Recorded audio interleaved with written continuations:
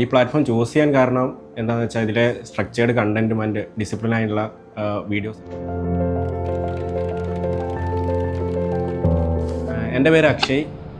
ഞാൻ 2020 BTech pass ഔട്ടാണ്. ഞാൻ എൻട്രിയിലേക്ക് join ചെയ്യുന്നത് first KW exam AE exam നടന്ന സമയത്താണ്.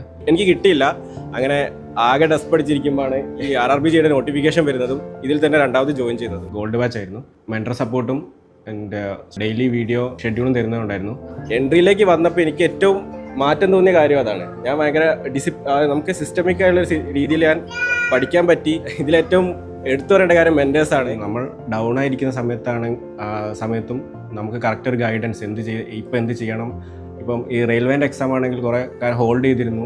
ആ സമയത്തൊക്കെ നമുക്ക് വേണ്ട ഗൈഡൻസ് കറക്റ്റ് സമയത്ത് മെൻറ്ററോട് എനിക്ക് കിട്ടിയിട്ടുണ്ടായിരുന്നു.